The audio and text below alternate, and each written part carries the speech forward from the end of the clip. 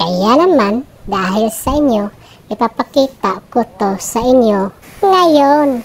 Dahil namimiss natin ang ating dating spot. Kaya naman, kakain tayo ngayon ng masarap na hipon. Dapat tayong maingat. Kaya naman, ay bababa tayo sa busay na ito. At ito na, at napakaganda pa rin. Wala pa rin kupas ang ating spot dati. Ang mga bato, hindi nagbago. Wala man lang, kadalos-dalos. At yung kahoy na malaki, nandyan pa rin. At dalawang pusay na nahuhulog sa tabing ilog. Dito tayo, kumain dati. Kasama ang ating kameraman. Gusto kong makyat sa taas. Pero, ang dudulas ng mga bato, delikado. Kaya naman, ang teknik natin ay akyat tayo sa kabilang bundok. Nandito ang mga kawayan. Grabe ang mga kawayan na to. Ang titigas, ang tatanda pa. Gusto kong kunin dahil ang taas. Pero natatakot ako kasi hindi tayo nagpaalam kay Kap. Kaya naman, shout out sa'yo, Kap. Baka nanonood ka sa aking videos ngayon. Kaya naman, patuloy tayo na aakyat dito sa Dagsa Falls. Kaya dito na magsimula ang ating umpisa ng paglalakad. Medyo maputi nga at tumaas na nga aking uso. Dito, nakarating na tayo.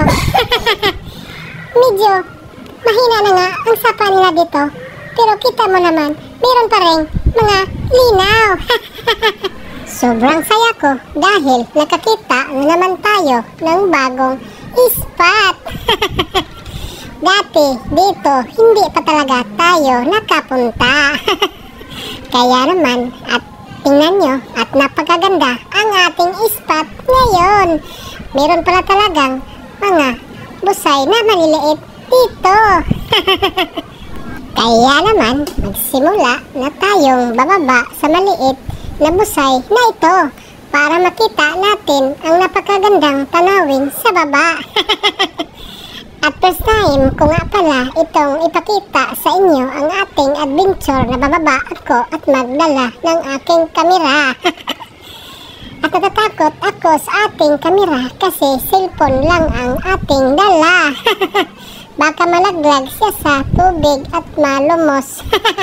Paano na tayo ngayon? Hindi pa naman sa atin itong kamera na ating hinahawakan. Atin lamang itong hinihiraman sa ating kasama na partner. Gagamitin natin ang ating pagka-spider ngayon.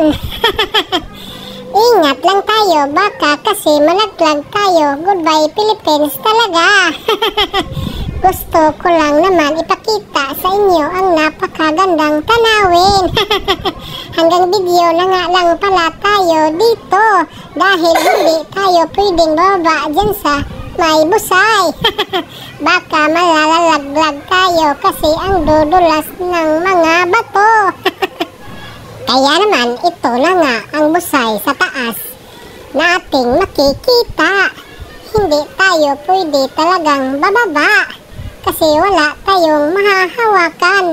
Tingnan nyo na lang ang ating mga spot ngayon na napakaganda.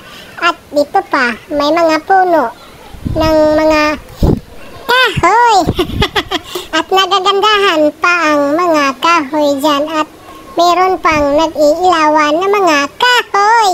Araw pala yan. At nandito pa nga tayo sa ilalim at videohan naman natin dito sa kabila. May maliit na linaw dito tayo mamaya magsaom-saom. Kaya naman kumakaway ako dyan sa inyo kasi ako lang mag-isa ngayon. Natatakot din ako kunti baka sa ilalim may sawa. Goodbye Philippines talaga pag makakita tayo ng sawa.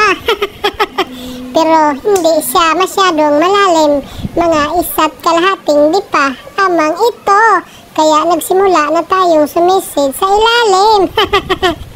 Nagpaikot-ikot pa nga ako dyan sa may linaw. At nandyan nakahuli na tayo ng malaliit na mga hipon, 4 na piraso. saglit lang tayo dyan kasi maraming hipon pero hindi siya masyadong malalaki. Kaya naman sapat na ito upang makakain tayo. Lumipat na tayo ng bagong spot. Ito na yung spot na pangatlo. Mukhang dito na nga tayo magluto. Kasi naman gutom na rin ako. Kanina pa tayo walang kain. Kasi naman hindi tayo kumain ng umagahan. Ayan na nga, nagsindi na nga tayo ng apoy. Dahil isusugba natin ang ating mga huli. 10 piraso lamang ang ating huli. Yan ang tinatawag na hipon na gudjod. Hindi na siya lumalaki, ganyan na talaga siya kalalaki. Kaya naman magsimula na tayong magluto at magsubasugba sa ating apoy.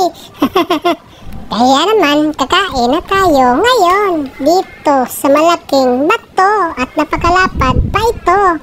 Nilagyan na nga natin ito ng suka.